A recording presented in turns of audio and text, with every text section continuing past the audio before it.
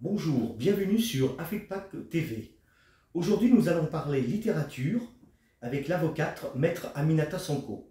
Souvenez-vous, ça fait quelques mois en arrière, nous avons interviewé sur sa profession où vous pouvez retrouver son interview sur notre page YouTube AfriPac Magazine.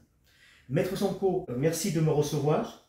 Merci Franck, bonjour. Bonjour, comment allez-vous d'abord? Ça va, je vais très bien. D'accord. Alors, vous avez sorti un ouvrage qui s'intitule La petite fille de l'ombre. Je le montre aux téléspectateurs. Voilà. On voudrait en savoir un peu plus sur cet ouvrage. D'abord, qui est la petite fille de l'ombre? En fait, la petite fille de l'ombre, c'est moi. Je raconte dans ce livre, en fait, ma vie tiraillée entre la France et le Sénégal, et puis la découverte du Sénégal, et notamment, parce que là c'est le tome 1, il va y avoir un tome 2, notamment Dakar, la ville de Dakar, la capitale du Sénégal. Mais alors, on ne va pas révéler ce qu'il y a dans cet ouvrage, mais est-ce qu'on peut en savoir quand même un petit peu, quand même, c'est quoi? Parce qu'on m'a dit que c'est votre vie entre le Sénégal et la France. C'est par rapport à votre profession, par rapport à votre enfance, par rapport à quoi? C'est par rapport à mon enfance et aussi par rapport à l'héritage que j'ai reçu de ce grand-père que je compte dans cet ouvrage. Et donc je suis la petite fille de l'ombre de ce grand-père, de cette ombre qui me suit, hein, qui va me suivre éternellement. Donc en fait, je suis également l'ombre de mon grand-père et l'ombre de cet aïeul que j'ai appris à connaître à travers mon grand-père, et cet aïeul, c'était l'un des derniers grands rois du Sénégal, Lat Dior Diop. Au Sénégal, les hommes avaient le pouvoir ou c'était les femmes qui avaient le pouvoir?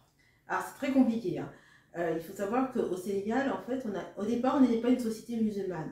Il faut savoir aujourd'hui, il y a plus de 95% de Sénégalais qui sont musulmans. Il y a une influence arabo-musulmane au Sénégal et qui est très forte. Si vous me permettez, vous étiez aussi colonisé par les arabo-musulmans.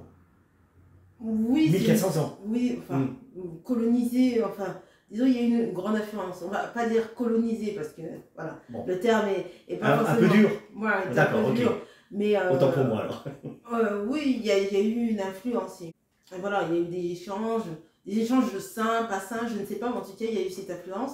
Et il y a eu, voilà, cet héritage qui est religieux. Et donc, entre-temps, nous sommes devenus musulmans. Mais il faut savoir qu'au début, on était, alors je ne vais pas dire des athées, hein, parce que bon, on croit toujours en quelque chose, mais on croyait plus à la nature, on vivait avec la nature, avec le monde qui nous entoure, et donc nous étions animistes. Voilà. Comme les Indiens d'Amérique. On va dire à peu près. Voilà, c'est ça. Et donc, on vivait en parfaite harmonie avec la mer, avec la terre, avec le soleil. Et on considérait, alors, pas ces êtres-là comme des dieux, mais en tous les cas, comme des êtres vivants, différents, et on leur vouait respect. Alors, on peut considérer que c'est une religion, hein, et d'ailleurs, c'est une religion, puisque c'est une croyance, mais c'est vrai que c'était différent de l'islam. Et dans le cadre de cet animisme, il y avait une place importante pour les femmes. Et la société traditionnelle africaine et sénégalaise, au départ, elle était matriarcale. Donc seules les femmes avaient un grand pouvoir, qu'elles ont également dans la communauté, hein, traditionnelle, mais officiellement, c'est plus pareil.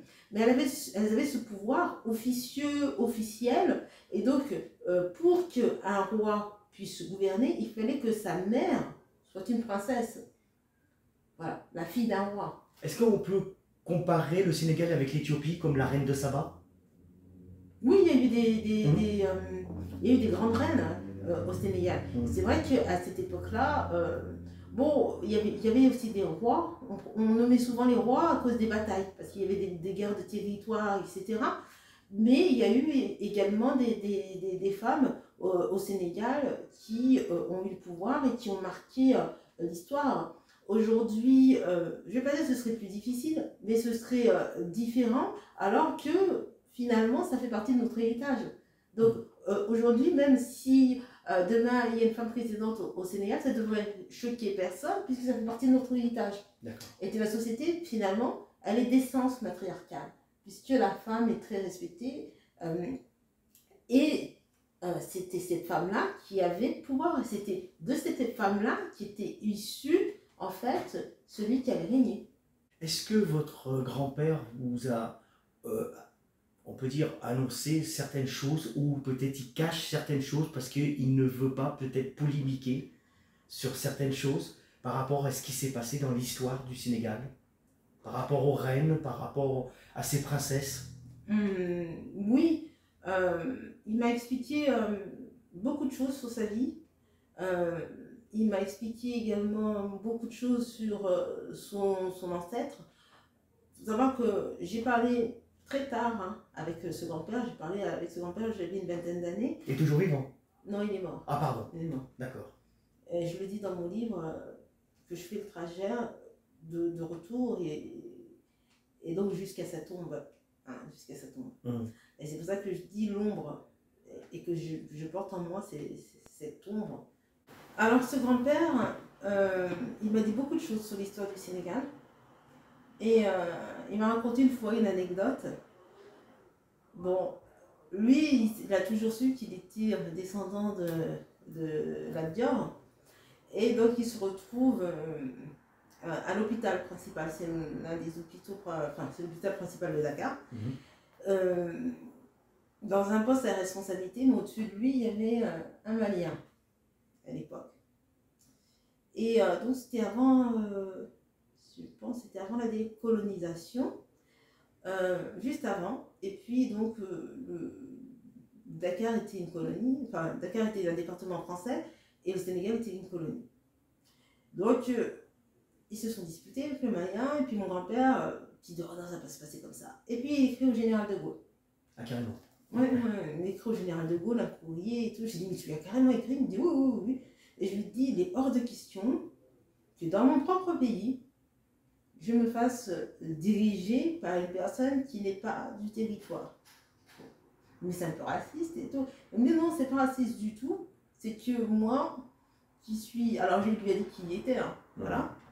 Je suis le petit-fils de, l'arrière-petit-fils de la Dior, etc. Et moi, dans mon pays, personne ne va me commander.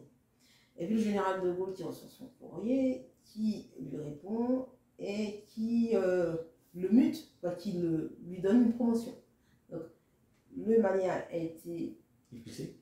Ouais, on va dire. Enfin, muté. Muté, voilà, dans son propre pays. Voilà. Et mon grand-père a bénéficié d'une promotion. Voilà. Donc c'est comme ça que ça s'était passé. Donc il me disait, Nathan, il ne faut jamais te rabaisser et quand tu connais ta valeur, il faut te battre pour te faire respecter.